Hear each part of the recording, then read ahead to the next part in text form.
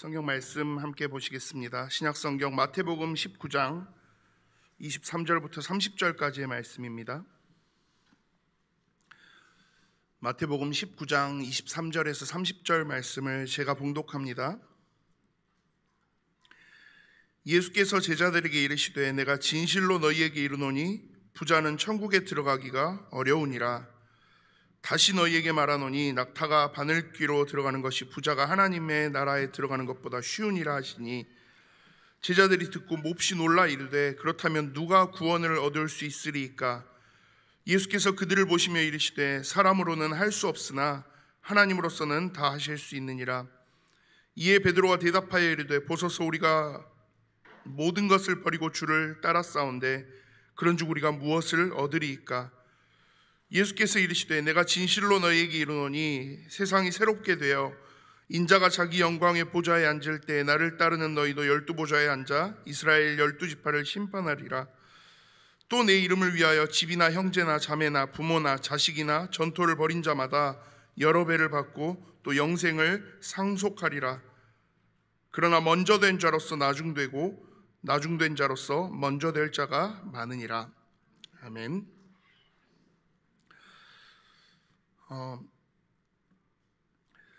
제가 한 2달에 한 번 정도씩 이렇게 수협에 함께 말씀을 나누게 되는 것 같습니다. 그때마다 이렇게 제가 지금 쭉 마태복음 이렇게 한 장씩 함께 이렇게 보고 있는데 감사한 게, 제 입장에서 굉장히 감사했던 게, 저희가 또 담임 목사님 지금 계속 주일날 마가복음 이렇게 강의해 가시는 그 시간표랑 지금 이번 시간표가 거의 조금 많이 겹쳐서 한 달 전 우리 함께 이렇게 쭉 받았던 주일 강단의 말씀 속에서 나왔던 부분들, 그 흐름이 계속 딱 지금 마태복음 19장 본문의 흐름 속에 있어요. 그래서 많은 어떤 배경의 설명들을 크게 드리지는 않아도 괜찮을 것 같아서 오늘은 그 속에서 이루어지는 많은 부분에 대한 기본적인 내용들은 우리 마가복음 본문을 또 함께 하시면서 충분히 우리 성도님들 인지를 하고 계시니까 그 부분에 대해 그 흐름 속에서 우리가 하나님을 향한 우리의 모습들을 좀 점검해보는 그 측면들을 말씀으로 조금 함께 나눠보았으면 합니다. 그래서 오늘 제가 말씀의 제목을 하나님의 일하심을 이해할 수 있나요? 라는 질문으로 제가 조금 이렇게 정해봤어요. 오늘 본문이 되는 마태복음 19장 23절부터의 내용들은 조금 뭐랄까요, 자칫 잘못하면 되게 많은 그 오해라고 표현하기는 좀 그렇고요. 자칫 잘못하면 되게 이렇게 그 한쪽에 치우쳐지는 그런 이해와 결론들을 불러일으킬 수 있는 그런 상황들이 조금 많이 발생하는 본문이기도 해요. 부자는 천국에 갈 수 없다 라고 이야기하는 사람들이 나오기도 하고요. 혹은 물질을 바라보는 것 자체는 무조건 잘못된 거다라고 이야기하는, 그래서 우리가 돈 버는 거 말고 온전히 검소하게 검약하면서 그렇게 살아야 된다라고 이야기하는 그런 또 측면의 어떤 부류들이 나오기도 하고요. 근데 그건 어떻게 보면 저희가 되게 이 본문의 말씀들을 되게 그냥 딱 1차원적으로 해석하는 거죠. 그냥 직접적으로 해석하는 건데, 그 직접적인 것도 심지어 본문 전체가 이야기하고 있는 흐름을 받아들이기보다는 그냥 단편적인 그 본문 내용만 가지고 이야기를 하는 상황들이 되다 보니까요. 그러면 왜 예수님이 지금 이 이야기들을 이렇게 어떻게 보면 굉장히 어려울 수 있고 논란이 될 수 있는 그런 흐름의 이야기들을 이렇게 날카롭게 하고 계시는지, 그 측면에서 우리 마태복음 또 우리 마가복음 함께 했던 이 본문의 내용들을 이해하실 수 있으면 훨씬 좋을 것 같습니다. 보시면 오늘 지금 마태복음 19장까지 이렇게 와서 흐름, 예수님이 이렇게 지금 공생의 기간 속에 움직이시는 사역의 그 흐름들을 조금 되짚어 볼 수 있으면 좋을 것 같아요. 잠깐 그 지도 화면을 한번 띄워 주실 수 있으면 좋겠습니다. 잘 보이실지 모르겠어요. 너무 조금 작은 것 같긴 한데, 보면 저희가 마태복음 16장에서 보면 가이사랴 빌립보라는 지역에서 예수님이 제자들과 함께 굉장히 중요한 시몬 베드로의 신앙 고백이 나오는 그런 모습이 나와요. 제일 위쪽에 있는 동그라미가 지금 가이사랴 빌립보라는 지역이에요. 저기서 갈릴리보다도 훨씬 위쪽이죠. 갈릴리에서 훨씬 위로 올라가서 수리아 지역으로 가는 이스라엘 그 사람들의 영역에서는 사실 거의 이방 땅과 마찬가지일 만큼 최북단의 영역이에요. 그리고 저곳에서 시몬 베드로의 그 고백이 있고, 그리고 본격적으로 예수님이 하나님 나라에 대한 일들을 펼쳐가시고 알리기 시작하시는 게 마태복음 16장에서 나와요. 그리고 마태복음 17장에 우리가 변화산이라고 알고 있는, 흔히 표현하는 그 변화산의 위치를 정확하진 않지만 대부분의 신학자들이 이렇게 이야기하는 위치가 순서로는 이제 위에서 세 번째 동그라미죠. 갈릴리 지역 조금 남쪽에 있는 다볼산일 것이다 라고 많은 신학자들이 추정을 해요. 저곳에서 이제 마태복음 17장에 이야기들이, 변화산과 또 그 이후에 귀신 들린 아이에 대한 사건들이 일어나고요. 그리고 마태복음 18장으로 넘어가면 예수님이 갈릴리 지역, 가버나움을 중심으로 해서 갈릴리 지역에서 위에서 두 번째 있는 원이죠. 그러니까 마태복음 16장, 17장, 18장까지는 이스라엘 백성들, 유대인들 입장에서는 저 북쪽 갈릴리 중심으로 하는 북쪽 지역에서의 이야기들이 계속 펼쳐졌어요. 그런데 오늘 19장으로 들어와서 19장 1절에 보면 예수께서 이 말씀을 마치시고 갈릴리를 떠나 요단강 건너 유대 지경에 이르시니 라고 되어 있어요. 요단강 건너 유대 지경이다라는 건 이제 잘 보이시나요? 이 가운데 길게 동그라미 쳐져 있는 요단강을 중심으로 하는 그 가운데 지역이에요. 그러니까 갈릴리 지역에서 이제 예수님이 마태복음 19장부터는 내려오기 시작하시는 거예요. 그리고 그 다음 마태복음 나중에 20장에 보면 예수님이 이 유대 지경을 지나서 여리고 지역에서 함께 예루살렘을 향해 가신다라고 이야기를 하고 있고요. 그리고 이제 마태복음 21장으로 넘어가면 예수님이 예루살렘 입성하시는 그 모습들이 나와요. 그러니까 갈릴리에서부터 시작해서 예루살렘을 향해서 점점 내려오는 지금 과정 속에 있으신 거죠. 그러다 보니까 바리새인들을 중심으로 하는 이스라엘 종교 지도자들 입장에서는 어때요? 예수님의 이 움직이시는 여정들이 굉장히 예민할 수밖에 없는 거죠. 굉장히 날카롭게 반응될 수밖에 없어요. 왜요? 예수님 심지어 가시는 곳마다 수많은 사람들이 모이고요. 오늘 19장 1절 2절에도 보면 예수님이 요단강 건너서 유대 지경에 이르셨는데 큰 무리가 따르고 예수께서 거기서 그들의 병을 고치시더라 라고 이야기해요. 여전히 큰 무리들이 계속해서 예수님을 따라오는데 그 전까지는 그래도 어디였어요? 16장, 17장, 18장까지는 저 북쪽 갈릴리 지역, 그리고 그 갈릴리를 넘어서 저 수리아 지역까지 가는 이스라엘 백성들 입장에서는 거의 이방 지역 취급할 만큼의 그 지역들이에요. 그런데 지금 오늘 19장부터는 예수님이 드디어 어디로 오셨어요? 유대 지역, 지금 저 지도상에서 빨간색으로 표시되는 저 유대 지역, 그리고 예루살렘을 향해서 움직이기 시작하시는 거죠.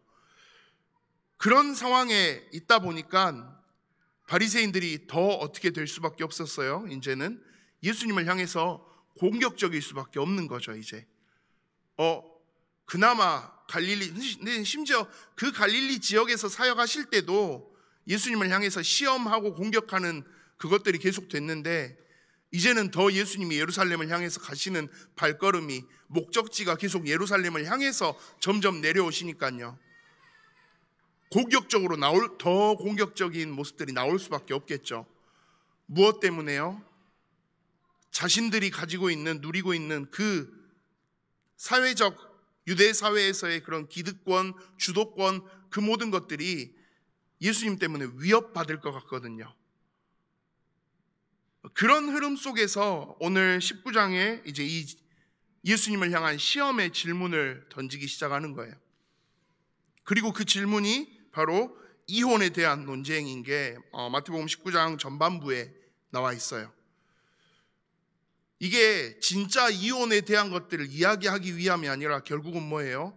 우리 지난번 마가복음 강의 때도 담임 목사님 설명해 주셨지만 어떻게든지 이쪽을 이야기하든 저쪽을 이야기하든, 이쪽을 이야기하면 힐렐 학파에게 공격을 당하고 저쪽을 이야기하면 샴마이 학파에게 공격을 당하고, 그러니까 어찌됐든지 간에 이 논쟁의 논란의 중심에 서도록 만들기 위해서 일부러 예수님한테 함정을 파놓고 지금 시험하는 거죠.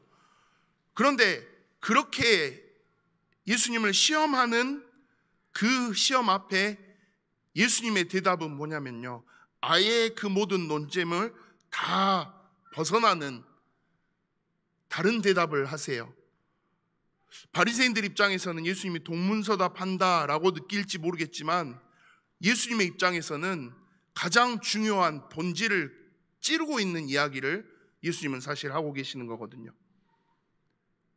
그게 무엇입니까? 이혼을 하는 게 맞습니까? 안 맞습니까? 이렇게 하는 게 맞습니까? 안 맞습니까? 이렇게 하면 율법적인 전통에서, 이렇게 하면 또 저들이 이야기하는 율법적 세력의 강한 의견에서 충돌이 일어나는데 당신 어떻게 반응할 건데요? 지극히 정치적이고 계산적인 그 기준으로 이야기하고 있는 예수님을 시험하는 이들 앞에 예수님이 내놓으셨던 대답은 뭐였어요? 하나님이 우리를 원래 창조하셨던 그 창조의 원리가 뭐냐? 하나님이 원래 가정을, 남자와 여자가 부부가 되고 가정을 이루게 하셨던 그 원래의 목적이 뭐냐? 그 시험 앞에 예수님이 하셨던 대답은 뭐였어요? 원래는 그렇지 않은데, 하나님이 원래 주셨던 본질은 그게 아닌데, 그 하나님이 주셨던 본질이 있는데, 그 하나님과의 관계 속에서 우리가 회복해야 될 것들이 있는데, 너희가 하나님을 떠나면서 타락하고 무너지면서, 그러면서 결국 그 본질에 대한 모든 것 다 놓쳐버리고 지금 다른 걸 붙잡으면서 발생한 사건인 건데, 중요한 건 이혼을 하는 게 맞냐 틀리냐가 아니라 하나님이 이 가정을, 우리가 이 가정을, 부부가 함께하는 이 가정을 이루게 하신 원래의 목적이, 이유가 어디에 있는지 그걸 찾아야지. 그런데 너희 지금 그게 되어지지 않잖아. 하나님이 정말 원하시는 것이 무엇인지를 너네 다 놓치고 지금 있잖아. 그리고 그냥 너희들의 전통, 너희들의 기준, 그거 가지고 와서 지금 이게 맞냐 틀리냐를 가지고 이야기하고 싸우고 있잖아. 이렇게 이야기하고 계시는 흐름이 오늘 마태복음 19장의 전반부의 흐름이거든요. 그래서 그게 뭐 마태복음 19장뿐만이 아니라 사실 마태복음 전체에서도 계속 나오는 흐름이기도 해요. 하나님에 대해서, 하나님에 대한 이해가 충돌되고 있는 거죠. 예수님은 지금 계속 뭘 이야기해요? 하나님이 원하시는 게 무엇인지. 그런데 바리새인들을 중심으로 한 유대 지도자들은 자꾸 뭘 이야기해요? 하나님이 원하신다, 그게 그 부분에 대한 이야기가 아니라 하나님에 대한 자기들이 가지고 있는 기준점을 이야기하는 거예요. 하나님을 이야기하는 것처럼 하면서 하나님이 주신 그 계명 속에서, 율법 속에서 이걸 이렇게 해야지 저렇게 해야지, 자기들이 가지고 있는 그 기준점을 가지고 이야기하고 있는 거예요. 같은 말인 것 같은데 달라요. 하나님에 대해서 예수님은 이야기하고 있고요, 유대인들은요 하나님에 대한 자기들의 기준을 가지고 이야기해요. 그러니까 이게, 근데 문제는 뭐예요? 하나님에 대한 이스라엘 백성들의 인식, 인지, 그 기준점, 모든 것들, 하나님이 주신 계명에 대한 해석들, 그 하나님이 주신 율법에 대한 적용들, 그 모든 것들이, 그 모든 것들 속에서 하나님이 왜 이걸 주셨는지, 하나님의 마음, 하나님의 계획, 하나님의 뜻, 이게 이해가 돼야 되는데 정작 이스라엘 백성들은요 하나님과의 관계는 다 날아가고 무너져 버리고요, 뭐만 붙잡고 있어요? 이 율법을 가지고 우리가 어떻게 해야 되냐, 이게 율법대로 했냐 안 했냐, 자기들이 정해놓은 그 기준대로 적용이 되느냐 안 되느냐를 가지고 이야기하는 거죠. 정작 본질은 날려버리고요. 그러다 보니까 진짜 하나님이 원하시는 방향과는 전혀 반대되는 방향으로 가요. 그 하나님에 대한 이해의 충돌이 지금 계속 이루어지는 거고, 예수님은 지금 그 관점에서 그 이해의 충돌을 깨트려 주시려고, 그 이해의 충돌을 조금 정리해 주시려고 계속 설명하고 계시는 거죠. 너네가 지금 이야기하는 거 그거 말고 진짜 하나님이 왜 이렇게 하셨는데, 왜 하나님이 이 율법을 주셨는데, 왜 하나님이 이 계명을 이야기하셨는데, 그 이야기를 하고 있으신 거죠. 그래서 19장 4절에서도 보면 사람을 지으시니가 본래 그들을 남자와 여자로 지으시고 말씀하시기를 그러므로 사람이 그 부모를 떠나서 아내에게 합하여 그 둘이 한 몸이 될지니라 하신 것을 읽지 못하였느냐. 그런즉 이제 둘이 아니요 한 몸이니 그러므로 하나님이 짝지어 주신 것을 사람이 나누지 못할지니라 하시니 라는 그 말씀과요. 8절에서도 모세가 너희 마음의 완악함 때문에 아내 버림을 허락하였거니와 본래는 그렇지 아니하니라 라고 이야기하면서, 그러니까 원래의 것들, 하나님이 주신 원래의 하나님의 의도, 하나님의 목적에 대해서 계속 이야기하는 거죠. 11절에 가서도 사람마다 이 말을 받지 못하고 오직 타고난 자라야 할지니라면서 그 굉장히 좀 어떻게 보면 민감할 수 있는 이야기를, 상처가 될 수 있는 이야기를 예수님께서 굉장히 강력하게 이야기하세요. 어머니의 태로부터 된 고자도 있고 사람이 만든 고자도 있고 천국을 위하여 스스로 된 고자도 있도다. 이 말을 받을 만한 자는 받을지어다. 그러니까 어떻게 보면 태어나면서부터 여러 가지 성적으로 많은 부분에 기능적인 부분에서의 문제가 일어나고 하는 그 사람들에 대한 것까지도 예수님은 지금 뭘 이야기하시냐면 그 속에 하나님이 왜 이렇게 하셨는지, 왜 이런 상황들을 만드셨을까에 대한 부분들에 집중하자라는 거죠. 문제 자체에, 상황 자체에 집중하는 게 아니라 그 위에, 그 뒤에 하나님이 계획하고 하나님이 뜻하신, 하나님이 원래 목적하셨던 거기에 조금 집중해봐 라는 이야기를 지금 계속하고 계시는 거예요. 그래서 그 다음 13절, 14절, 15절에 어린아이와 같이 나오는 자만이 천국에 갈 것이다 라는 말씀을 하시는 거죠. 어린아이는 자기의 기준을 가지고 이야기하는 게 아니고요, 어린아이는 부모에게 있어서만큼은 절대적이에요. 이걸 가지고 계산하고 뭔가를 따지는 게 아니고요, 그냥 전적으로 엄마 아빠를 신뢰해요. 이게 맞을까 틀릴까를 따지는 게 아니고요, 이걸 가지고 내가 이렇게 하는 게 맞을까 저렇게 하는 게 맞을까 자기의 가치 판단을 넣는 게 아니고요, 그냥 전적으로 어린아이는 부모를 신뢰하면서 서요. 예수님이 지금 그 이야기를 하시는 거죠. 너희의 판단, 너희의 가치 판단 말고, 너희의 하나님에 대한 이해 말고, 너희가 가지고 있는 기준점으로 하나님을 바라보는 거 말고 진짜 하나님이 원하시는 것 자체에 조금 집중해봐 라는 메시지를 지금 다양한 상황들을 가면서 계속 던지고 계시는 거죠. 그리고 그 상황에서 부자 청년이 나타나서 예수님께 또 질문하는 거죠. 선생님이여, 내가 무슨 선한 일을 하여야 영생을 얻으리이까? 근데 이 부자 청년의 질문 또한 어느 영역에 서 있어요? 이스라엘 백성들이 계속 머물러 있는 그 영역에서 같이 서 있어요. 영생을 얻는 기준을 어디에다 둬요? 지금 이 사람은 내가 무슨 선한 일을 해야 됩니까? 그러니까 내가 어떤 일을 하면 영생을 얻을 수 있습니까?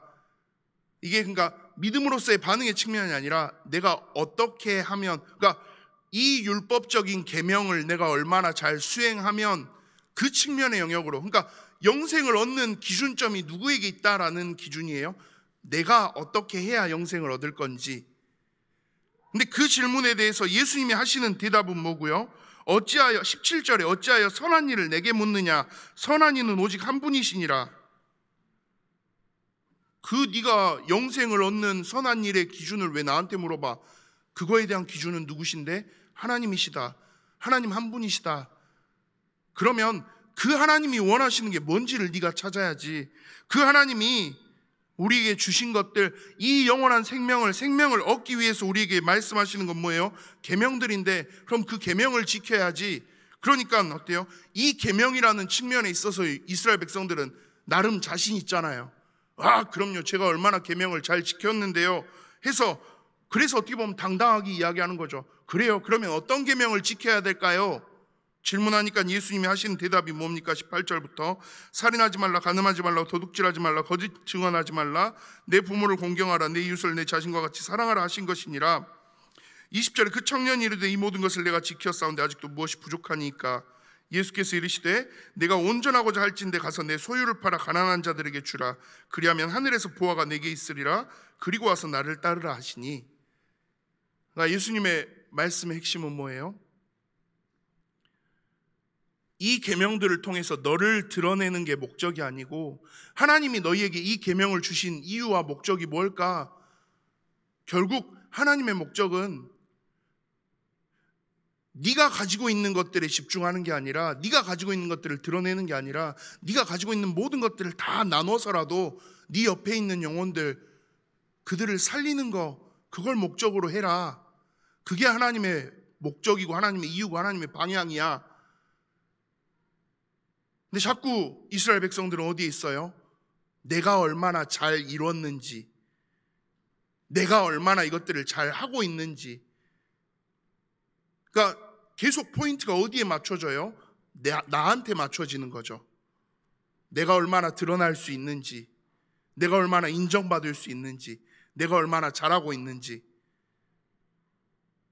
근데 예수님은 지금 뭐라고 말씀하세요?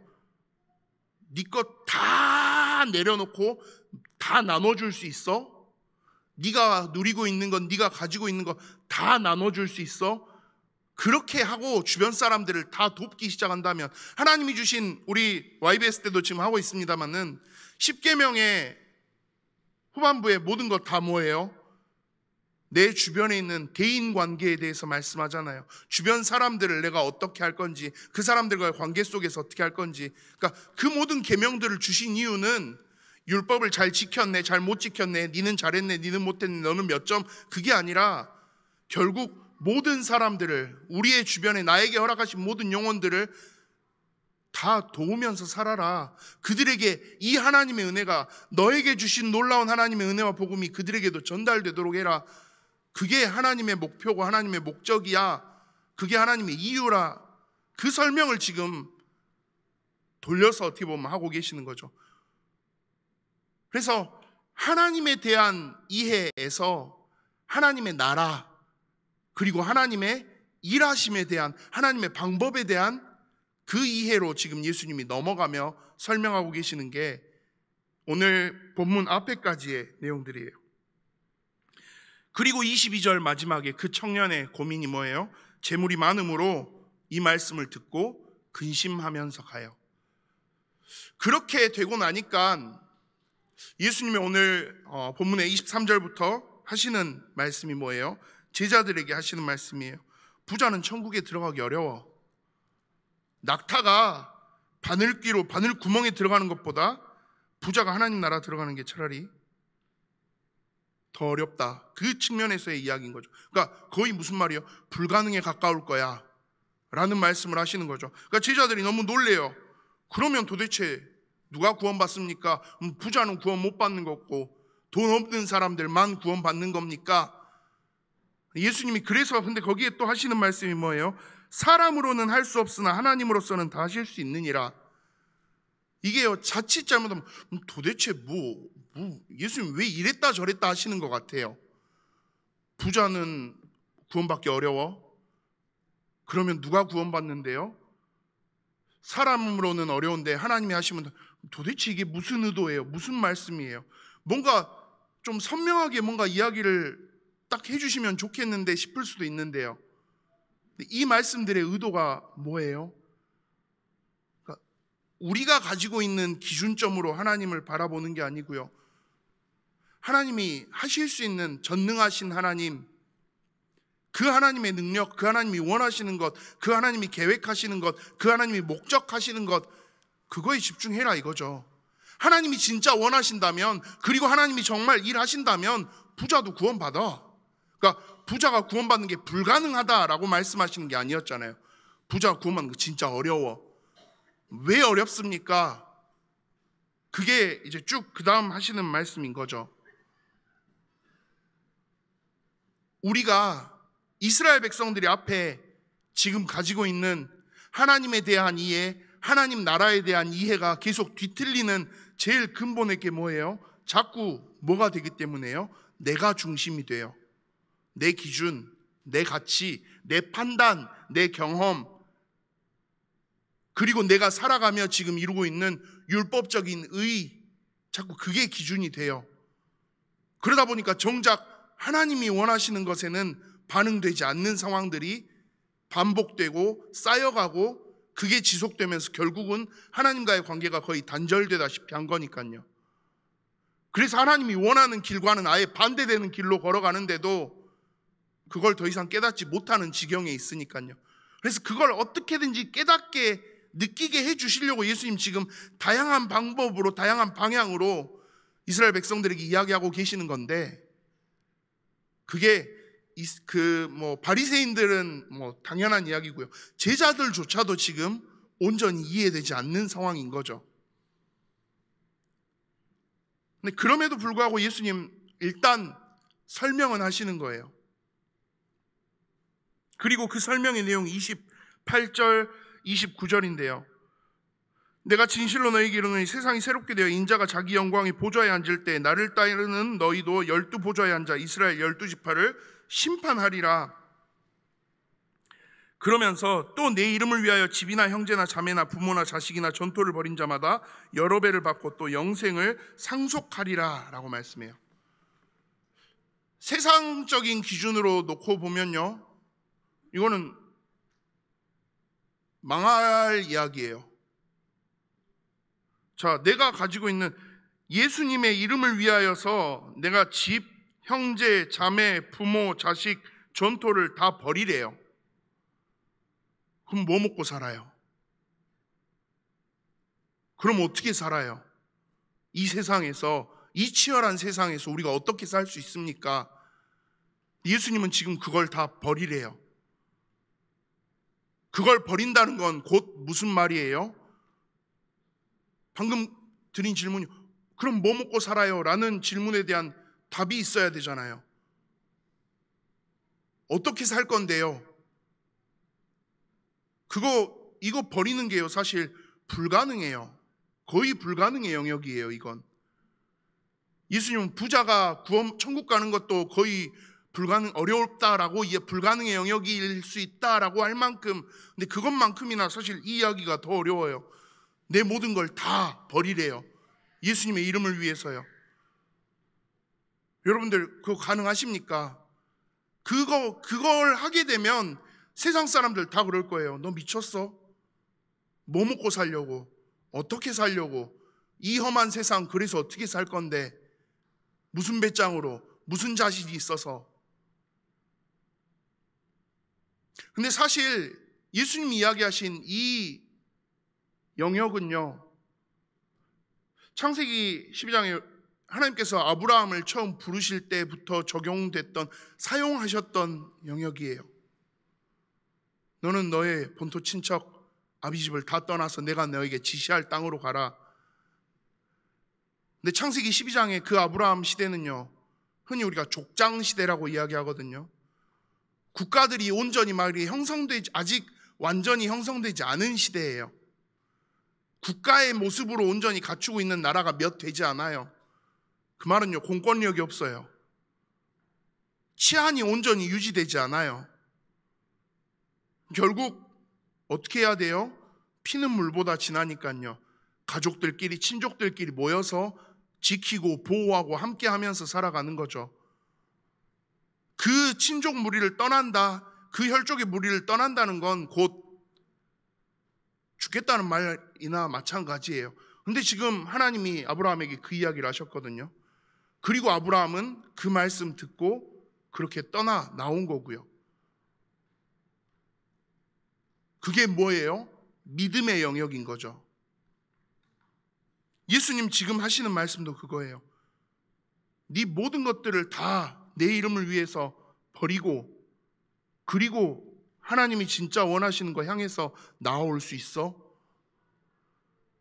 이게 되어진다는 말은 곧 무슨 말이에요? 더 이상 나의 것에 집중하지 않겠다라는 거죠. 나의 가치에 더 이상 의존하지 않겠다는 거죠. 혹시 이게 다 날아갈지라도 나는 하나님을 바라보면서 가겠습니다. 왜요? 그 모든 것들보다 하나님이 더 크시다라는 걸 믿으니까 이루어지는 이야기겠죠. 믿음이라는 건 그런 것 같아요. 오늘 제가 이 말씀들을 보면서 두 가지 단어를 조금 계속 묵상했어요. 제목에도 제가 썼던 하나님의 일하심을 이해한다, 이해라는 단어와요, 믿음이라는 단어 두 개를 조금 계속 묵상하게 됐어요. 저는 우리 성도님들 잘 아시는 것처럼 저는 모태신앙으로, 그리고 제가 한 10개월쯤부터 광주대교회에 출석을 했어요.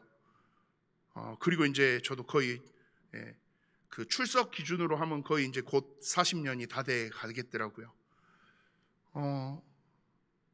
그냥 이 안에서 사는 게, 이 안에서 있는 게 너무 당연하게 살아왔어요. 근데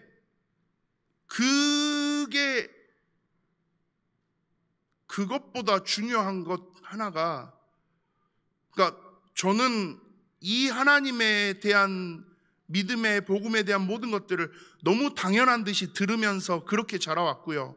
여기서 뭔가 이탈되고 나가는 부분에 대한 거를, 교회를 떠난 삶을 살아본다라는 것 자체가 제 인생에서 거의 없었고요. 그러니까 근데 과연 제가 이 측면에서 내가 하나님의 일하심을 온전히 믿는다라고 말할 수 있을까 했을 때, 제가 이 부분에 대해서 나는 하나님의 일하심을 온전히 믿어라고 말하기가 조금 어렵더라고요. 그러니까 제가 그 고민을 해봤어요. 내가 진짜 하나님을 믿는 걸까? 아니면 그냥 너무나도 어릴 때부터 자연스럽게 학습되어져 있는 게 그냥 나에게 당연한 듯이 판단되어진 걸까? 내가 진짜 하나님의 일하심을 인정하고 믿고 있을까? 라고 했을 때 제가 자신 있게 나 하나님의 일하심을 믿어라고 말하기 어렵더라고요.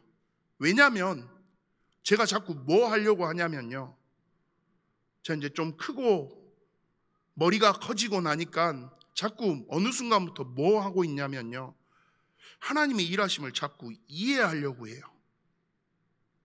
이게 맞아? 이게 돼? 이렇게 하는 게 올바른 거야? 이렇게 하는 게 맞는 거야?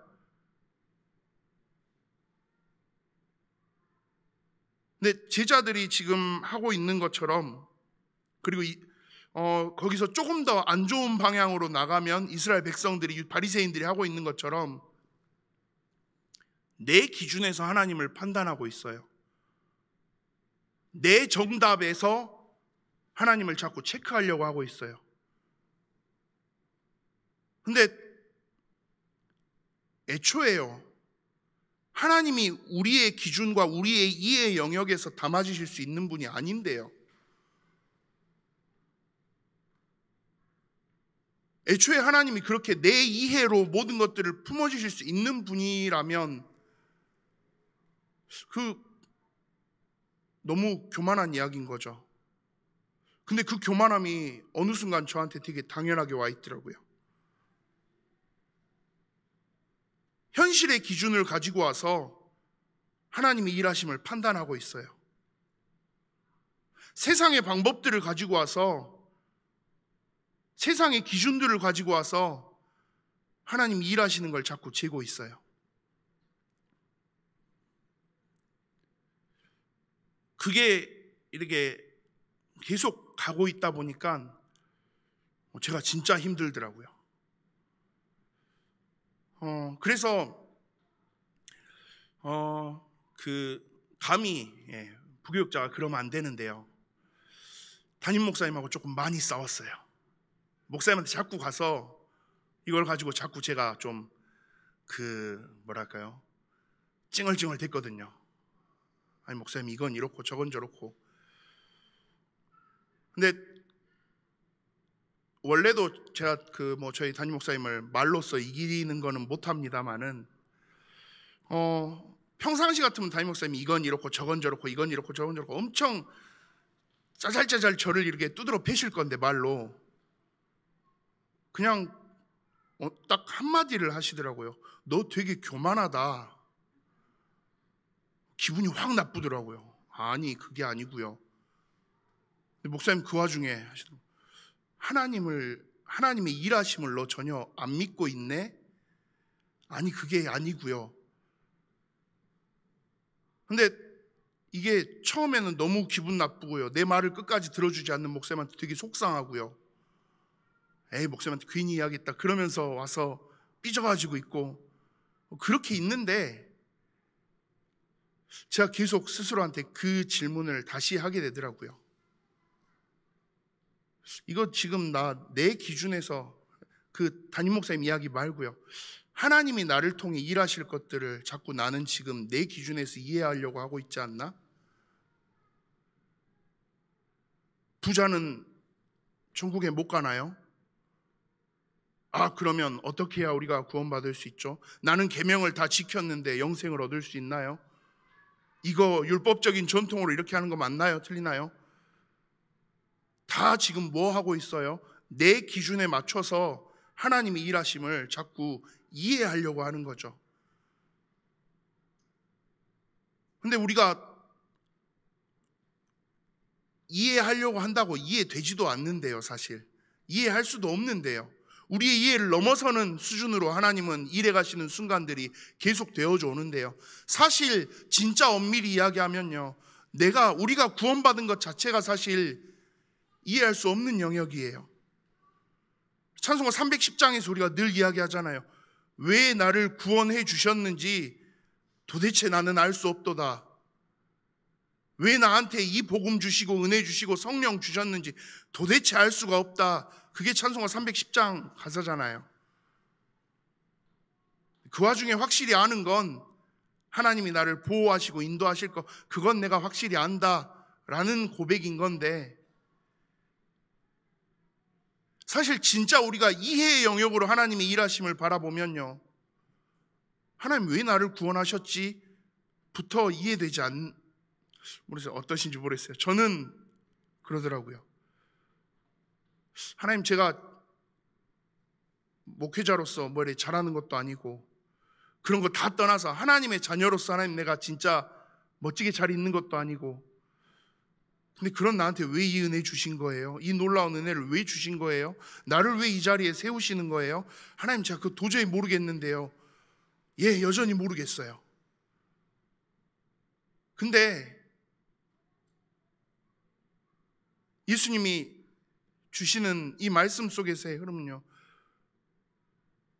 그걸 네 기준에서 판단하지 말고 그냥 하나님의 일하심 자체를 네가 믿음으로 반응하면서 서면, 네가 가지고 있는 모든 것들 다 내려놓고 예수님의 이름을 위해서 간다. 내 집도 내 가족도 내 모든 것들까지도 다 버려두고 예수님을 따라간다. 그거 이해의 영역이 아니에요. 그건 뭐예요? 믿음의 영역이에요. 이렇게 가면 어떻게 살 건데 하나님이 책임지시겠지. 이렇게 가면 어떻게 할 건데 하나님 나에게 주신 은혜, 그 은혜 주셨는데 하나님 나머지는 알아서 하시겠지. 그러니까 이해의 영역과 믿음의 영역이 분명히 다른 거죠. 물론 이 믿음의 영역 위에 서서 우리가 더 하나님의 일하심을 이해해 가려고 해야 되는 건 믿지만요, 우리가 하나님과의 관계 속에서 우리에게 있어서 중요한 건요, 이해의 영역이 본질이 아니에요. 믿음의 영역이에요. 이거 이렇게 하면 되냐 안 되냐, 그거 하나님의 영역이에요. 그 하나님의 원하시는 방향이 어디에 있는지를 놓고 우리가 함께 가야 되는 거죠. 내가 하나님 지금 이렇게 이 모습으로, 이 수준으로 하나님 내가 있는 게 맞습니까? 앞에 저희 375장 찬송했는데요. 이 375장 가사가 되게 저한테 있어서 제 최근에 제 흐름 속에서 제일 현실적인 고백이었어요. 나 어떻게 해야 될지도 모르겠고요. 어디를 가야 될지도 모르겠고요. 나 진짜 하나님 아무것도 모르겠는데요. 나 아무것도 못하는데요. 나 좀 도와주세요. 나 좀 인도해 주세요. 근데 가만 보니까요, 하나님 계속 대답하셨더라고요. 처음부터 내가 너하고 함께 할 거고, 내가 너를 인도할 거고, 내가 너한테 뭐 어떤 수준을, 어떤 능력을 요구하는 것도 아니고, 그 모든 건 내가 다 책임질 거고, 그냥 내 손 붙잡고 같이 가면 돼. 내가 너를 사용할 거고, 내가 너를 인도할 거고, 내가 너를 지켜갈 거고, 그런 나 믿니? 그게 가능할까요? 이해 영역으로 바라보는 게 아니고요. 내 수준으로는 이해가 안 되는데, 내 기준으로는 이게 다 정리가 안 되는데, 그냥 하나님 일하실 걸 믿음으로, 예, 그럼 하나님 내가 순종하면서 가겠습니다. 이게 믿음의 예이겠더라고요. 그러고 나니까 제가 기도를 요즘 와서 다시 조금 바꿨어요. 하나님, 제가 그냥, 그러고 나니까요, 앞에 어린아이처럼 이야기하셨던 그 말씀 그대로요. 하나님, 내가 그냥 믿으면서 갈 수는 없을까요? 믿으면서 갈 수 있게 해주세요. 이해를 다 못해도 내가 어차피 제 머리 수준으로 이해를 해봤자 얼마나 하나님을 이해하겠습니까? 내 지식 수준으로, 내 능력으로 하나님이 일하심을 얼마나 해봤자 이해하겠습니까? 어차피 이해를 못할 거면 하나님 그냥 차라리 믿음으로 바로 반응할 수라도 있게 하나님 나에게 그 믿음 주시면 안 될까요? 또 근데 이걸 또 굉장히 이상한 방향으로 사용하는 그런 또 목회자들, 또 많은 이단 사이비 같은 사람들이 막 있다 보니까, 그러다 보니까 이 믿음의 영역이 자칫 우리에게 좀 그렇게 다가오는데요. 그거는 그 사람들의 이야기고, 제 개인한테 있어서는 이게 너무나도 필요하더라고요. 하나님, 내가 하나님을 이해하려고 하나요? 하나님의 일하심을 이해하려고 제가 서 있나요?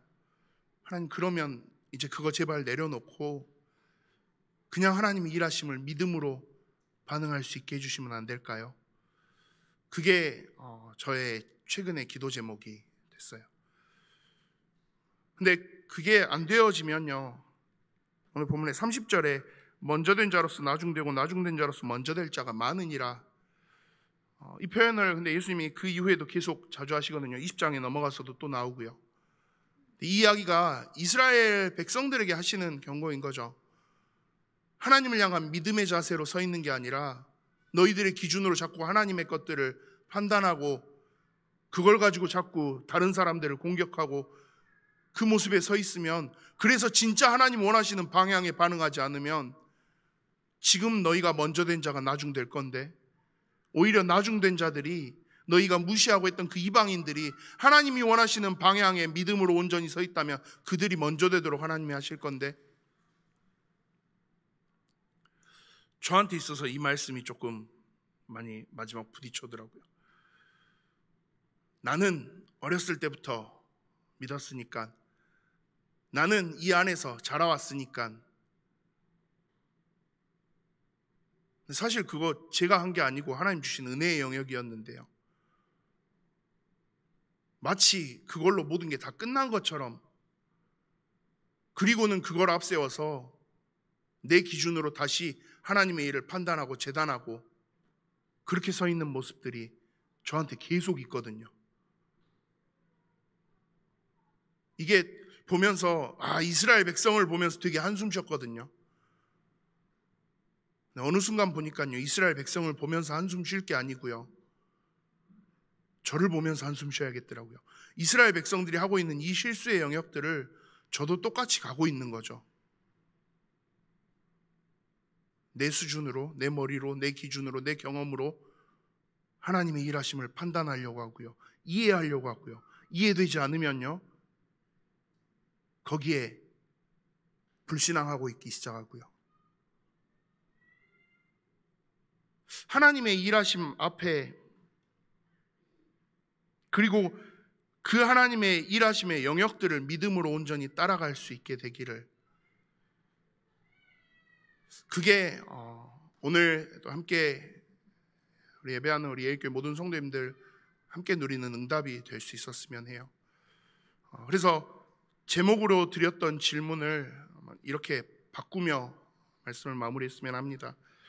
하나님의 일하심을 이해하실 수 있습니까? 이해 안 될 거예요.